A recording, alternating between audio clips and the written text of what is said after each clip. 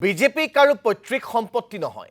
বিজেপিত পুৰণি কৰ্মীক এলাগী কৰা সন্দৰ্ভত পুনৰ প্ৰতিক্ৰিয়া প্ৰাক্তন সাংসদ ৰাজেন গোহাঁইৰ। পুৰণি কাৰ্যকৰ্তাক এলাগী কৰিলে দলটোৰে ক্ষতি হ'ব বুলিও প্ৰতিক্ৰিয়া বিজেপিৰ জ্যেষ্ঠ নেতাগৰাকীৰ। দলটোৰ বৰ্তমানৰ অৱস্থাক লৈ তীব্ৰ অসন্তুষ্টি ব্যক্ত কৰে ৰাজেন গোহাঁইয়ে। একেবাৰে সন্তুষ্ট নহওঁ। যিখিনি বৰ্তমান বিজেপিত চলি আছে সেইখিনি আমি কেতিয়াও আশা কৰা নাছিলোঁ বিজেপিৰ মানুহে যে বিজেপি দলটো এনেকুৱাও হ'ব পাৰে বুলি। এইটো দলটো কাৰো এটা ব্যক্তিগত সম্পত্তি নহয়। আগৰ কোচকে ধৰে একেটা কাম ভুলকে কৰি থাকে তেতিয়াহ'লে পতন হ'ব।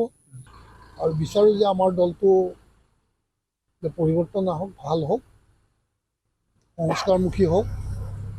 দল বুলিলে দলৰ প্ৰতিটো কাৰ্যকৰ্তাৰ এটা মূল্য থাকিব লাগে, থকাটো উচিত। আৰু সেইটো কৰিলে যে দলটো ক্ষতি হ'ব সেইটো নেতৃত্ব বুজি পাব লাগে। সেইটোতো মই বহুত আগৰ পৰাই চিঞৰি আছোঁ। দলটোৰ যোনে নেতৃত্ব দিয়ে তেওঁৰ কৰ্মকাণ্ডৰ ওপৰতে দলটোৰ উত্থান আৰু পতন নিৰ্ভৰ কৰে।